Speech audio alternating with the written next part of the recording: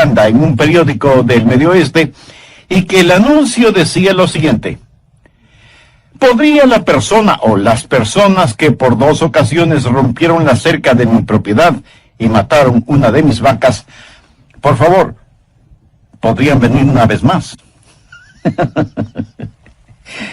Amigo, ¿qué hace usted cuando alguien le hace una maldad?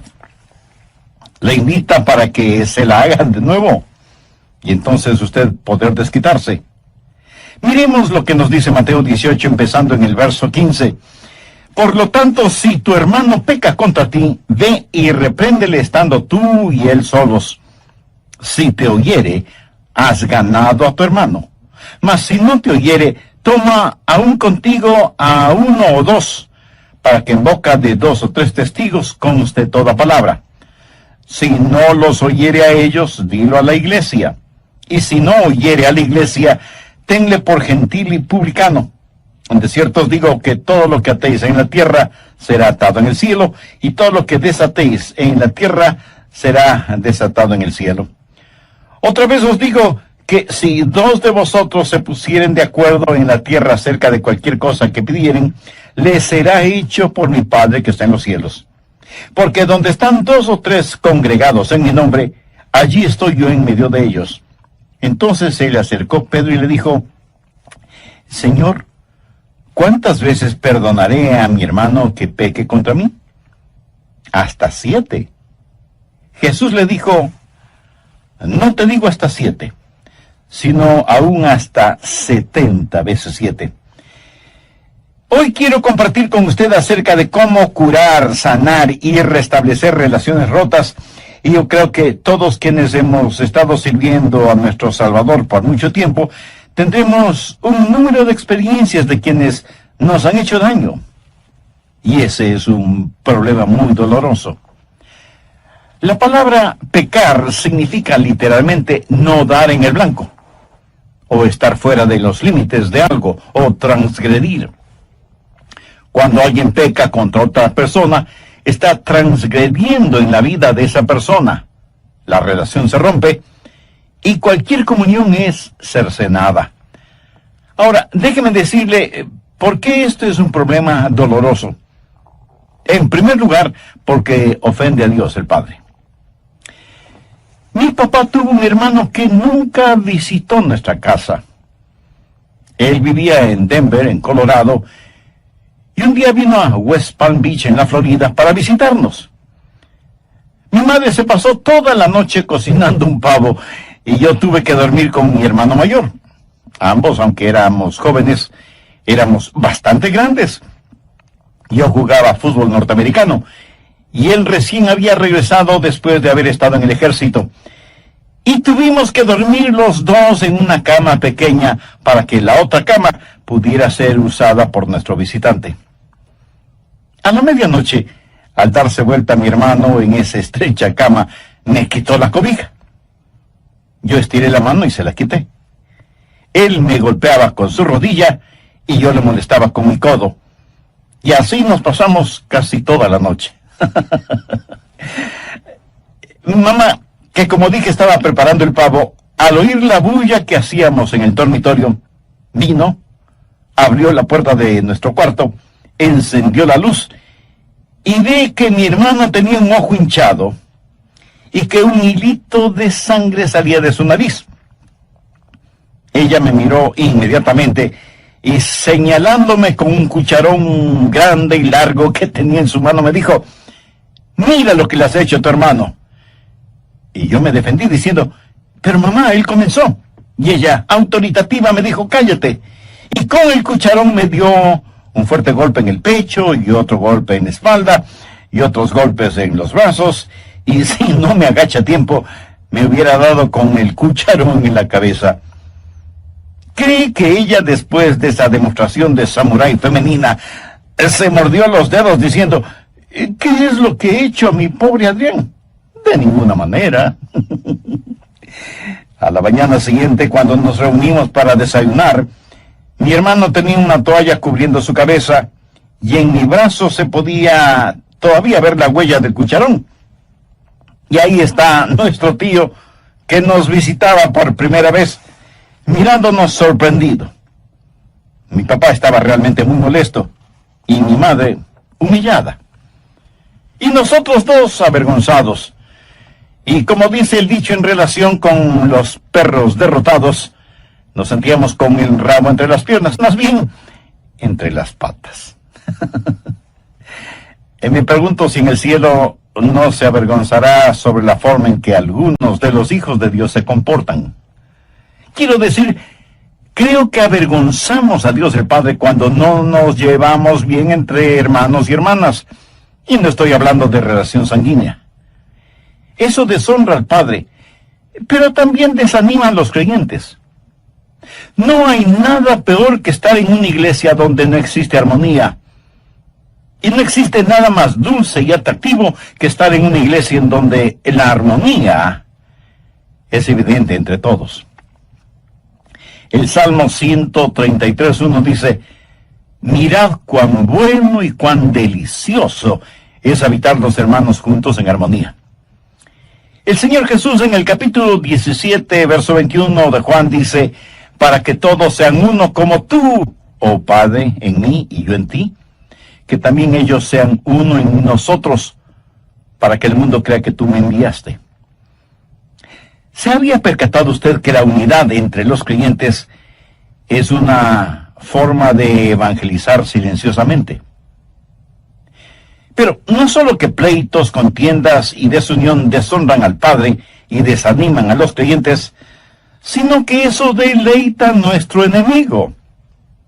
Satanás ama realmente el ver que hermanos y hermanas en la fe no se llevan bien. La causa de Cristo sufre más por la falta de armonía y unidad en las iglesias que por las falsas doctrinas. Ahora, si usted quiere resolver ese problema, necesita tener la perspectiva apropiada. Mateo 18:15 dice: por tanto, si tu hermano peca contra ti, ve y repréndele estando tú y él solos. Si te oyere, has ganado a tu hermano. Cuando hablo de perspectiva apropiada, tengo en mente tres cosas. Lo primero que usted necesita hacer es considerar su relación con esa persona que ha pecado contra usted. Puede ser su hermano o hermana en la carne, o puede ser su hermano o hermana en la fe, quienes, como usted, llaman a Dios Padre. Y usted necesita considerar esa relación. Y usted puede arguir sobre este punto diciendo: pero él o ella no son mis hermanos espirituales. Nunca se han salvado, aunque son miembros de la iglesia.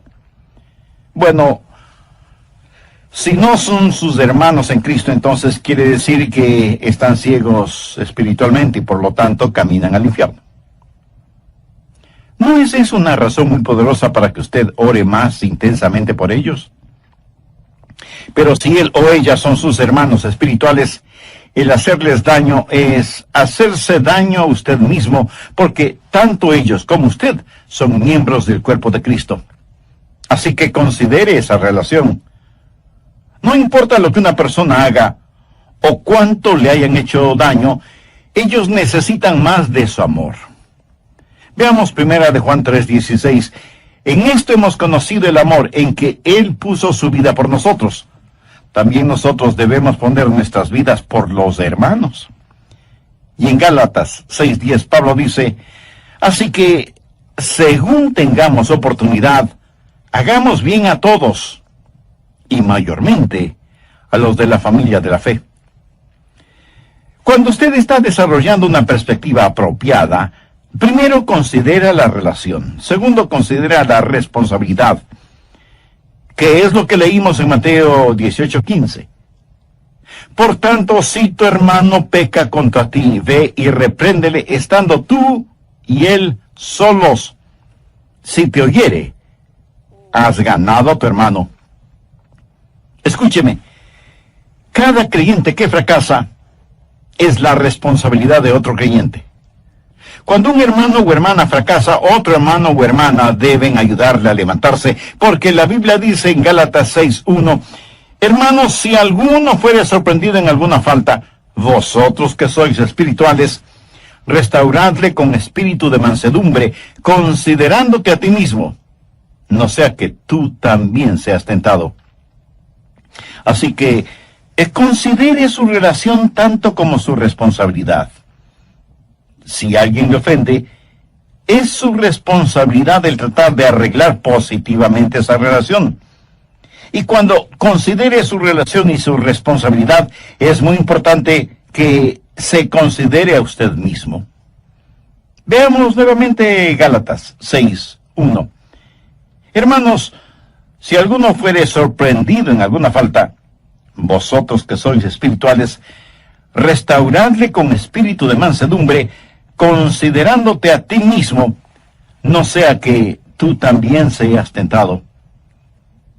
Ahora, ¿cómo se considera usted mismo? Si usted va a tratar de enderezar la vida de alguien, ¿es usted culpable del mismo pecado? El apóstol Pablo dijo en Romanos 2, los primeros 3 versos, por lo cual eres inexcusable, oh hombre, quien quiera que seas tú que juzgas, pues en lo que juzgas a otro, te condenas a ti mismo. Porque tú que juzgas, haces lo mismo. Mas sabemos que el juicio de Dios contra los que practican tales cosas es según verdad. Y piensas esto, oh hombre, que tú que juzgas a los que tal hacen y haces lo mismo, que tú escaparás del juicio de Dios. En otras palabras, Pablo está diciendo, ¿cómo podemos atrevernos a juzgar a otra persona del mismo pecado del cual nosotros somos culpables? También hay que considerar el tiempo que invertimos orando por esa persona que ha pecado contra nosotros, y debemos recordar lo que dijo Samuel. Así que, lejos sea de mí que peque yo contra Jehová, cesando de orar por vosotros. Y no solo que debemos orar por aquellos que han pecado contra nosotros, sino que debemos preguntarnos, ¿hemos sido nosotros mismos un buen ejemplo para ellos? Por favor, anote Hebreos 12:13. Y haced sendas derechas para vuestros pies, para que lo cojo no se salga del camino, sino que sea sanado. O sea que si su vida no es un buen ejemplo, la vida de alguien más puede ser eternamente afectada. Hasta aquí le he hablado acerca de la perspectiva. Ahora quiero hablarle acerca del procedimiento. ¿Qué hacer? ¿Cuál es el procedimiento si alguien peca de alguna forma contra usted? En primer lugar, usted va a ver a esa persona. Enfatizaré nuevamente lo que dice Mateo 18:15. Por tanto, si tu hermano peca contra ti, ve y repréndele estando tú y él solos. ¿Lo entiende? Usted lo visita privadamente. Si alguien peca contra usted, no lo divulgue a los 4 vientos.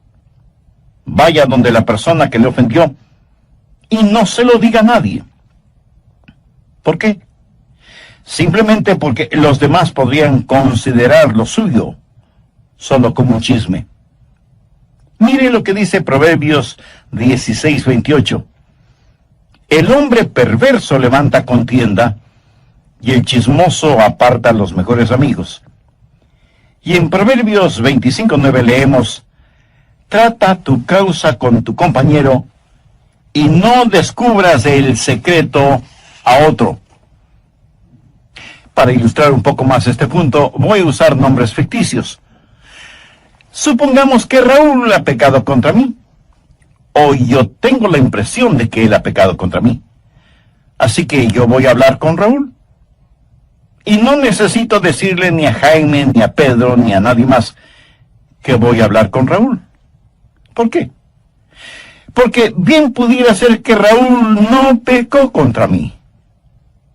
A lo mejor yo pienso que lo hizo, y tal vez no estoy equivocado en mi manera de pensar, porque aunque no nos guste admitirlo, a veces podemos estar muy equivocados en cuanto a lo que pensamos que otras personas han hecho en contra de nosotros. A un pequeñito le invitaron a una fiesta de cumpleaños de uno de sus vecinitos. Su madre lo llevó y le advirtió al niño, mira Juanito, Le he pedido a la señora Pérez que si te portas mal, te mande de inmediato a casa, en donde tendré que castigarte, ¿me entiendes? Y el pequeñín contestó, sí, mami, te entiendo. No habían pasado ni 10 minutos cuando la señora Pérez trae a Juanito de regreso a casa, en donde su mamá, sin averiguar nada, le da unas cuantas y fuertes nalgadas a su hijito. Luego, disgustada, le pregunta, dime, ¿qué es lo que hiciste de malo para que te traigan de regreso a casa? Y Juanito, entre sollozos, responde, nada, mamá, solo que la fiesta de cumpleaños es mañana. A veces asumimos cosas que no son verdad. Y cuando confronto a una persona, a lo mejor me diga, no, Adrián, eso es lo que tú piensas. Pero déjame darte los hechos tal y como son. Así que cuando voy a hablar con Raúl, lo voy a hacer en forma privada y afectuosa. La prueba más grande de amor hacia un hermano es, ¿está usted listo a confrontarle si es que ha pecado contra usted? Mire lo que dicen los versos 5 y 6 de Proverbios 27. Mejor es reprensión manifiesta que amor oculto. Fieles son las heridas del que ama, pero inoportunos los besos del que aborrece. Ahora, cuando usted va a hablar con un hermano o una hermana, no va para regañarlos. La Biblia dice claramente en Mateo 18:15 que debemos ir a ganar a un hermano, no para condenarlo. El perdonar no es una virtud natural, es algo sobrenatural. Y si no es fácil perdonar a quienes nos hayan ofendido, aunque nos pidan perdón, imagínese lo sobrenatural que es el que usted le pida perdón a la persona que le ha ofendido o ha pecado contra usted. ¿Sabe que eso es exactamente lo que sucede entre Dios y los seres humanos?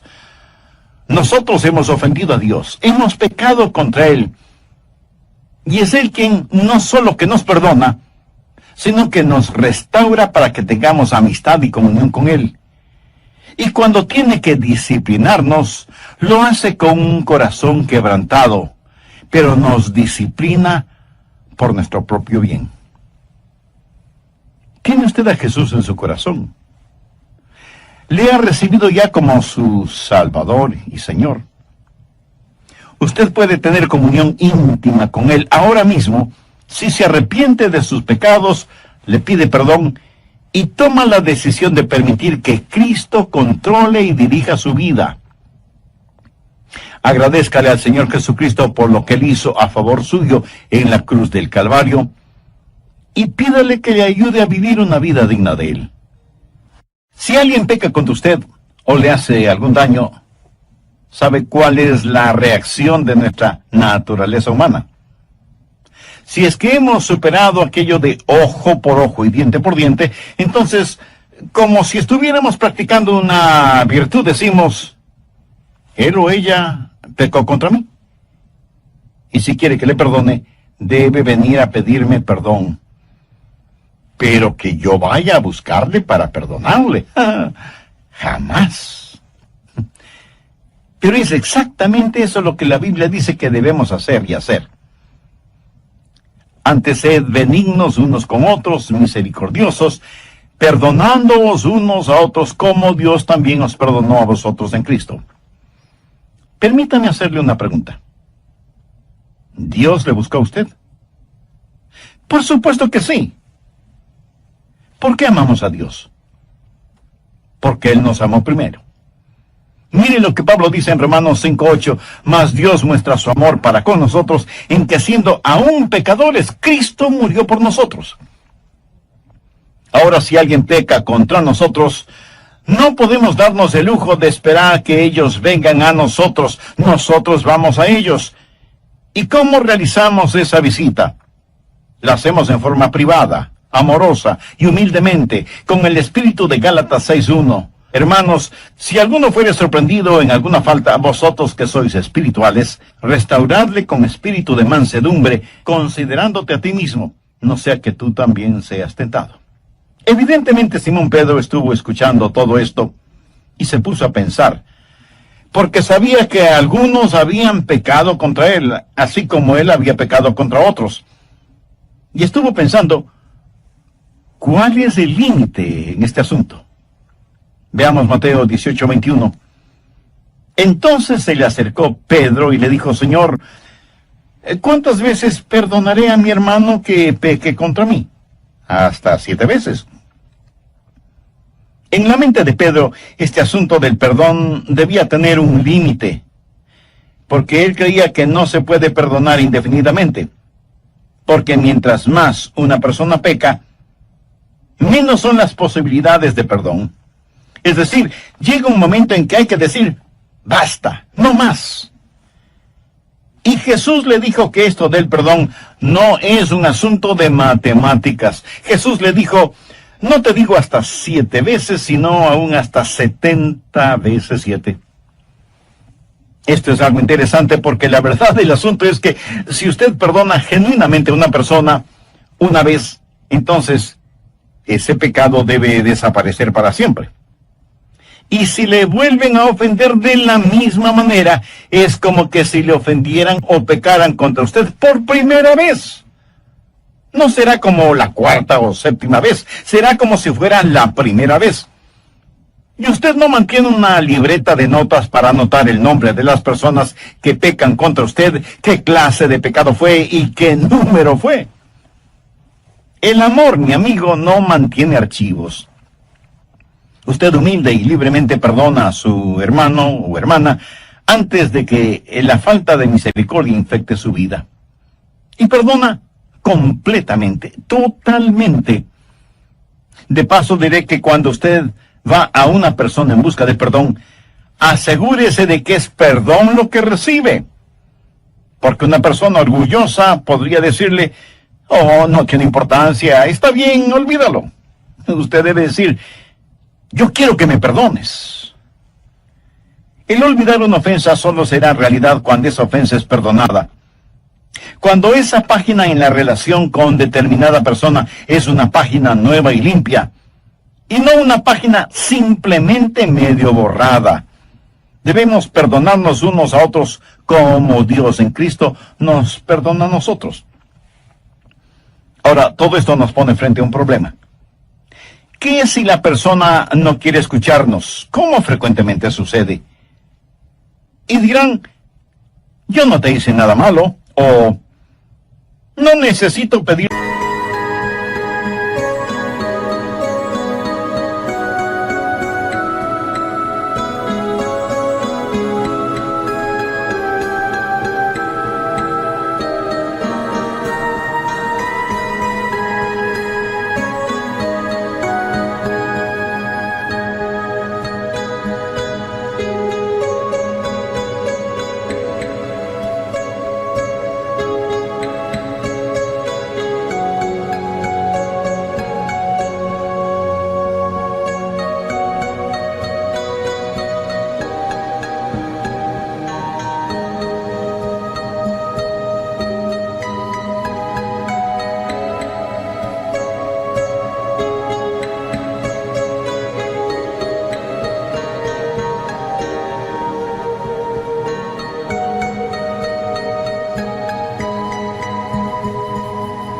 Perdón ni necesito de tu perdón.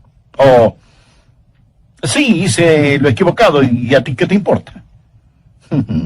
¿Qué hacer en casos así? Un nuevo elemento, la confirmación. Primero, visitación, segundo, restauración y tercero, confirmación. O sea, Mateo 18:16 entra en acción.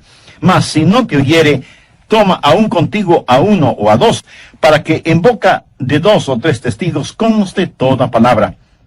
Así que usted necesita a alguien que sirva de testigo para que 2 o 3 son necesarios para testificar y confirmar, porque usted podría estar equivocado y la otra persona tener la razón. Todos tenemos nuestros puntos ciegos. Yo los tengo. Todos los tenemos.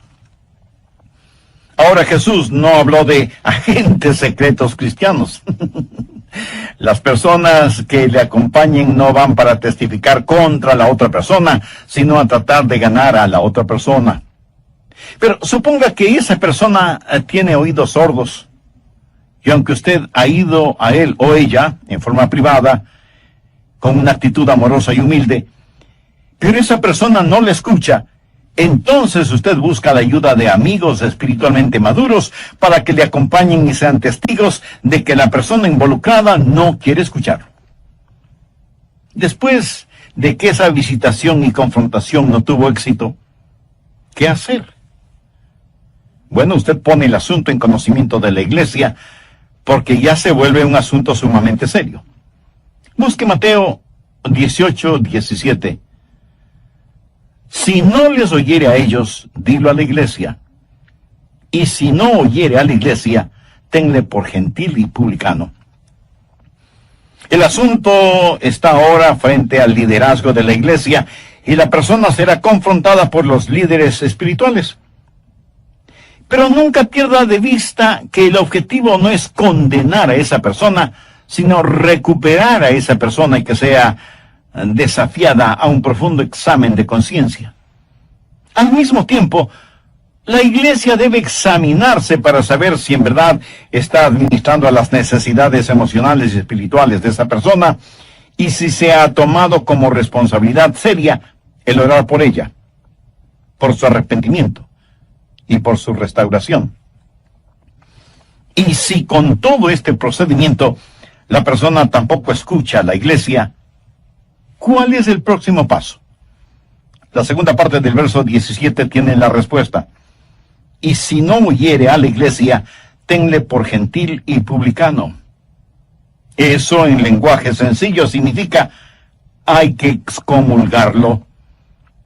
Los gentiles eran las personas que no pertenecían a la fe judía. Los publicanos, sin embargo, eran los cobradores de los impuestos y se les consideraba completamente deshonestos. Ser llamado publicano era sinónimo de charlatanería, de estafa, de buscar únicamente ganancias personales. A esa persona que no quiere escuchar a nadie, es necesario decirle: usted no puede seguir viviendo de esa manera, trayendo deshonor al Padre, contención entre los hermanos y deleitando al enemigo, y sin embargo pretender estar en comunión con esta iglesia. Pablo, escribiendo a los tesalonicenses, les dice: si alguno no obedece a lo que decimos por medio de esta carta, a ese señaladlo y no os juntéis con él, para que se avergüence. Mas no lo tengáis por enemigo, sino amonestadle como hermano. No hay que seguir teniendo comunión con él y hacerle sentir como que aquí no ha pasado nada. Hay que llamarle la atención con amorosa solicitud. Hay que orar por él, pero de ninguna manera se le puede permitir que siga deshonrando el nombre de Dios ni el testimonio cristiano de los demás. En la iglesia de Corinto hubo un hombre que tenía una relación incestuosa. De hecho, tenía relaciones sexuales con la mujer de su padre, o sea, su propia madrastra. Esa era una cosa horrible. Tanto que Pablo dijo que eso no se veía ni siquiera entre los paganos. Busque 1 Corintios 5:5, en donde el apóstol, en referencia con este asunto, dice: el tal se ha entregado a Satanás para destrucción de la carne, a fin de que el espíritu sea salvo en el día del Señor Jesús. Lo que eso significa es que Dios quita su manto de protección sobre esa persona que ha estado sirviendo más al diablo que a Dios, y debe ser separado de la comunión fraternal, no porque no le amemos, sino precisamente porque la amamos. Aquí se está hablando de la destrucción de la carne, o sea, del cuerpo físico, de la naturaleza carnal, para que la naturaleza espiritual pueda subsistir.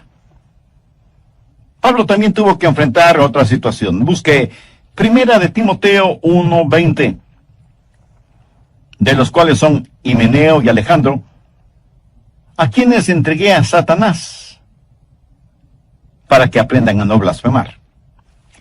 Estos dos hombres habían sido miembros de esa fraternidad, pero habían estado viviendo en el pecado de la blasfemia. Personas en estas categorías deben ser excomulgadas y dejadas fuera de la comunión fraternal, pero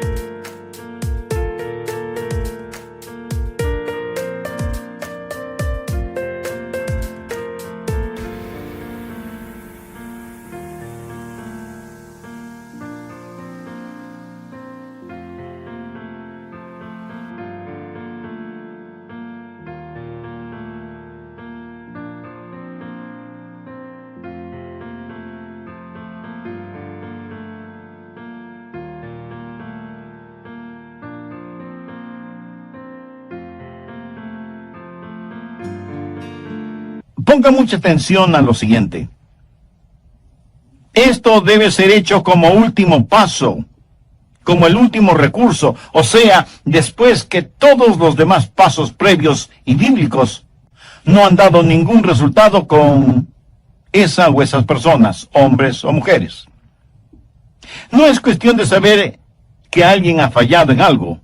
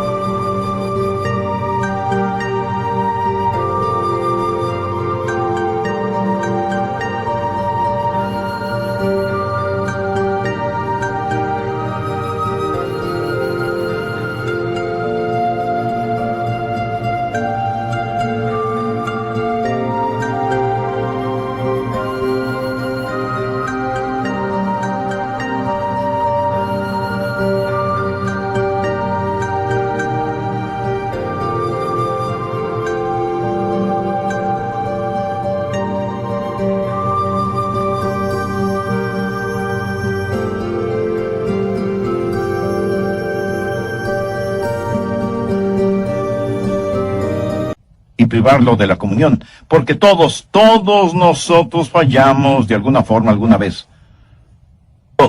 Todos nosotros, aun aquellos que se creen lo mejor de lo mejor, caen, fracasan, pecan.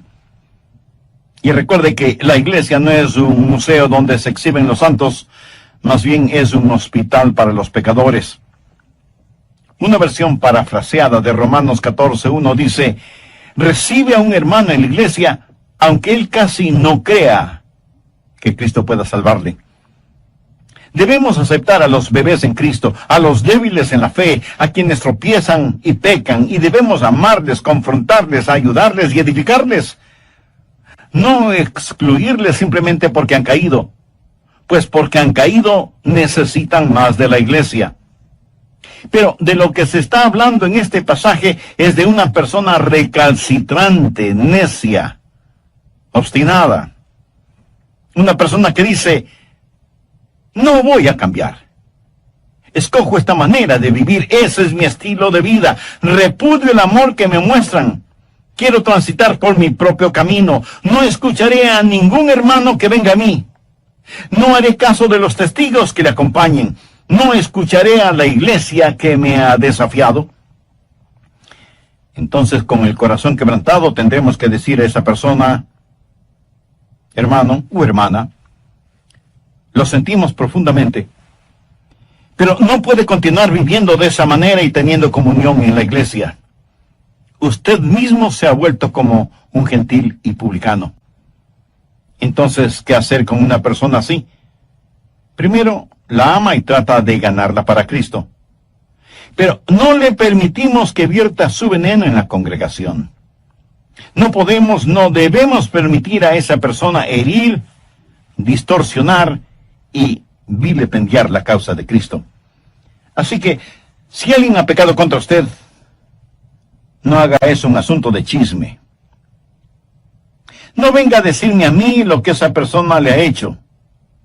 vaya usted donde esa persona, ore y vaya con amor, humildad y gentileza y trate de ganar a su hermano o hermana. Si no le escuchan, busque que le acompañen 2 o 3 hermanos de confianza, espiritualmente maduros, y vuelvan donde esa persona. Si él o ella no les escucha, traiga el asunto al conocimiento de la iglesia y que la iglesia los confronte. Y si tampoco escuchan a la iglesia, aunque se nos quebrante el corazón, debemos tratar a esas personas como si nunca ellas hubieran conocido a Jesucristo como su Salvador y Señor. Pero recuerde, ese es el último paso, el último recurso. El primer paso siempre debe ser tratar de restaurarles y traerles de regreso al redil. Hace años, y cuando era pastor en una iglesia, les dije a los diáconos que no estaba satisfecho con la forma en que se practicaba la disciplina bíblica en esa iglesia. De paso, debo decir que se debe practicar disciplina bíblica en las iglesias cristianas, si es que como creyentes e iglesias cristianas queremos ser de impacto y ejemplo en el mundo. Creyentes e iglesias santos. Pero tampoco queremos una iglesia en donde los miembros piensen que son mejores que otras personas. No debemos ser parte de una iglesia que no da cabida a quienes han caído y están heridos emocional y espiritualmente. Queremos iglesias que